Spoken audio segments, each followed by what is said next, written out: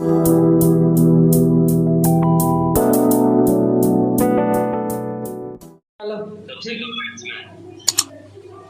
बेटा, random variable क्या होता है? तो random variable is a real valued function या एक रियल वैल्यूड फंक्शन होता है। कहने का मतलब ये हो गया कि यदि किसी रियल नंबर के रूप में उसको कन्वर्ट कर दिया जाए तो वही उसका रैंडम वेरिएबल होगा।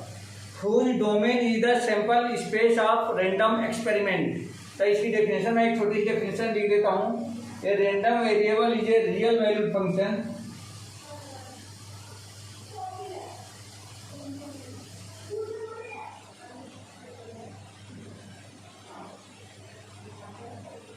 real valued function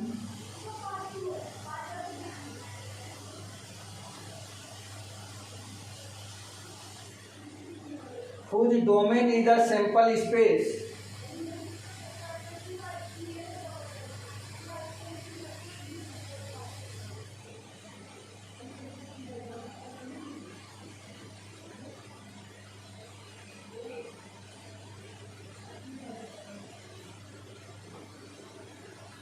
sample space of a random experiment। Random experiment, ठीक है बेटा। ध्यान से देखो, a random variable is a real valued function whose domain is the sample space of a random experiment. तो ऐसे देखने से तो पता नहीं चल पा रहा होगा कि रैंडम वेरिएबल एक्चुअल में होता क्या है। रैंडम वेरिएबल क्या होता है? तो यह एक रियल नंबर्स है, इसको हम रियल नंबर के रूप में एक्सप्रेस कर सकते हैं। एग्जाम्पल के तौर पे देखो बेटा, जैसे मान लो कि आपने कोई दो कॉइन लिया, लेट 2 कॉइन्स, या एक कॉइन को 2 बार या 2 कॉइन को 1 बार, या ऐसे लिख लो late a coin tosses 2 times. तो देयरफॉर सैंपल स्पेस क्या क्या बनेगा बेटा, जल्दी से बता दो। तो अगर एक कॉइन को 2 बार टॉस करें तो इसका सैंपल स्पेस क्या बनेगा? सर 4 सैंपल्स बनेंगे। HH, HT, PH and TT, यही बनेगा ना? Yes sir. ठीक है। और इसमें अगर ये पूछा जाए कि इसमें हेड कितने कितने हैं, हेड तो हेड कितने कितने हैं बेटा? तो इसमें 2 हेड कितनी बार आया है? 2 हेड कितनी बार आया, सॉरी हेड, एक मिनट, हेड तो X ऑफ डबल H, ये कितने हैं बेटा? 2 है कि नहीं है? अगर रैंडम वेरिएबल को मैं 1 से डिनोट करूं तो रैंडम वेरिएबल हेड के लिए 2 हो गया। दूसरा क्या हो जाएगा बेटा? X ऑफ 1H, तो यहाँ पे 1 आ जाएगा, आएगा कि नहीं आएगा बोलो? फिर उसके बाद X ऑफ TH, ये भी 1 आ जाएगा, और X ऑफ TT, क्या इसमें 0 आएगा बेटा? जल्दी से बोलो। देखो, इसमें हेड 0 है, इसमें हेड 1 है, इसमें हेड 1 है, इसमें हेड 2 है। समझ में आ गया बेटा? तब इसका रैंडम वेरिएबल क्या हुआ?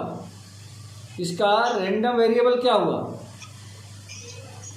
सर रैंडम वेरिएबल होता क्या है सर? अरे रैंडम वेरिएबल, ये जो नंबर्स हैं ना, इसी को रैंडम वेरिएबल बोलते हैं, इसी को रैंडम वेरिएबल बोलते हैं। तो रैंडम सिंगल एच का 1 कैसे हुआ है? एच का 1 कैसे हुआ सर रैंडम वेरिएबल? ये सॉरी HT है, HT। हाँ, क्या पूछा बेटा, जल्दी बोलो। हाँ sir, random variable of TT 0 कैसे हुआ? इसमें हेड कितने हैं? एच तो हेड है ही नहीं सर। तो हेड 0 है ना? अच्छा, हेड की रिस्पेक्ट। हाँ, ये रैंडम वेरिएबल ऑफ हेड लिखा है मैंने, ठीक है। X denotes the number of head obtain. अगर इसको हम ऐसे लिख दें, X denotes the random variable of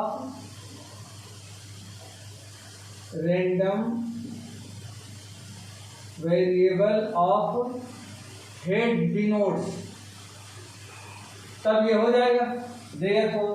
अब इसको हम लोग कैसे लिख सकते हैं बेटा? देखो, इस तरह टेबल बना के लिख सकते हो आप। यहाँ पे x लिख दिया जो रैंडम वेरिएबल है। तो रैंडम वेरिएबल कितना आया, 0 आया, या तो 1 आया, या तो 2 आया। यही हुआ ना बेटा, मतलब 1 2 बार आया है, बट ये कितना हुआ, एक ही बार लिखेंगे क्योंकि नंबर है, रियल नंबर है। तो देखो 0 1 2 ये रियल नंबर है। और अगर मुझे इसकी प्रोबेबिलिटी फाइंड करनी हो तो प्रोबेबिलिटी कितनी हो जाएगी बेटा, P of x equal to, बोलो बेटा इसकी प्रोबेबिलिटी कितनी होगी,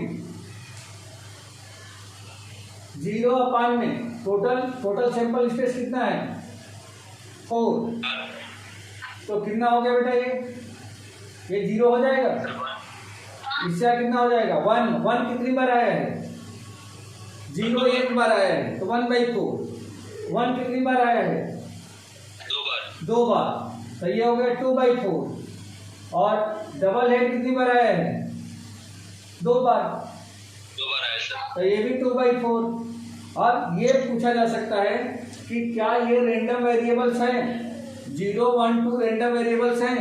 तो ये रैंडम वेरिएबल तब होंगे जब इन रैंडम वेरिएबल की प्रोबेबिलिटी का सम यदि 1 हो जाए।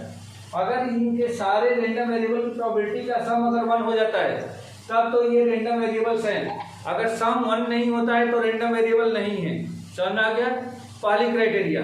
दूसरी क्राइटेरिया, इस प्रोबेबिलिटी में यदि कोई भी प्रोबेबिलिटी यदि निगेटिव है तो वह नहीं होगा, वह रैंडम वेरिएबल नहीं होगा। किसी भी रैंडम वेरिएबल की प्रोबेबिलिटी यदि 1 से बड़ी है तो भी नहीं होगा। तो हमने 3 क्राइटेरिया बताया। अगर आपसे पूछा जाए क्या 0 1 2 रैंडम वेरिएबल हैं, तो पहली चीज आप चेक करोगे कि 0 1 2 के सभी की प्रोबेबिलिटी का सम 1 है क्या, अगर 1 है तो रैंडम वेरिएबल है। दूसरी चीज, इनकी प्रोबेबिलिटी में कोई 0 से कम नहीं है, मतलब निगेटिव नंबर नहीं है, कोई 1 से बड़ा नहीं है, तो जाकर रैंडम वेरिएबल होगा। अच्छा, कभी कभी क्या होता है कि इसमें कोई प्रोबेबिलिटी निगेटिव है लेकिन सबका सम करने पर क्या आ जाए, 1 आ जाए, तो भी वो नहीं होगा। क्यों नहीं होगा, क्योंकि किसी भी इवेंट की प्रोबेबिलिटी निगेटिव नहीं होती है। क्लियर हो गया बेटा, क्लियर हो गया ये? हाँ सर, डाउट था इसमें। तो बस इतना ही सीखना है बेटा, इसके अलावा कुछ नहीं करना है। इसके अलावा अगर आप डाउट था हैं, हाँ एक डाउट था सर। बोलो बेटा। सर जब अपने x की वैल्यू 0 रखी है ना सर, हाँ, x 0 है तो p ऑफ x भी 0 कैसे हुआ सर? जैसे dt का जो है ना रैंडम वेरिएबल ऑफ डेल, ये कितनी बार आया है, एक बार, ये 0 बार ना, अच्छा इसमें हेड 0 बार आया है। हेड 0 बार आया है, तो फेवरेबल इवेंट 0 अपान में टोटल इवेंट 4। और सर 2 बार जब हेड आई थी तो उसमें रैंडम वेरिएबल भी 2 होगा। हेड 2 आया, तो इसमें फेवरेबल इवेंट 2 हो गया।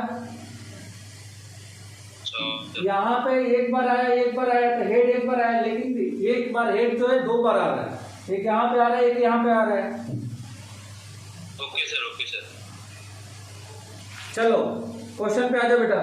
देखो, इसमें से अगर मीन पूछा जाता है तो आपको नहीं करना है, वेरिएशन पूछा जाता है नहीं करना है। इसके अलावा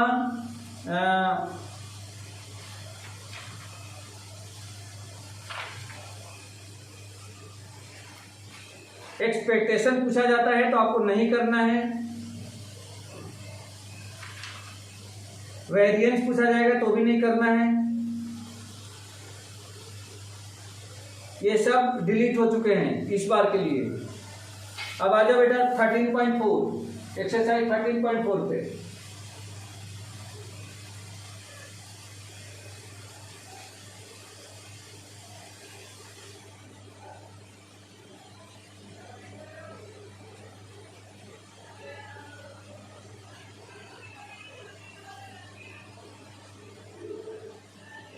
एक्सरसाइज 13.4, इसमें पहला क्वेश्चन बहुत सिंपल है। इसमें पूछा गया है कि state which of the following are not probability distribution of the random variable, give reason for your answer. जैसे क्वेश्चन नंबर फर्स्ट दिया गया है,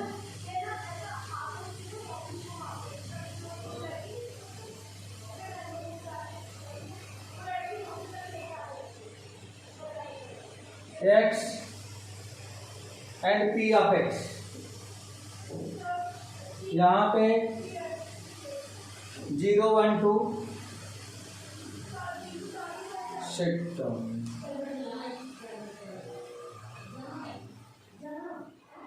जयेश समीर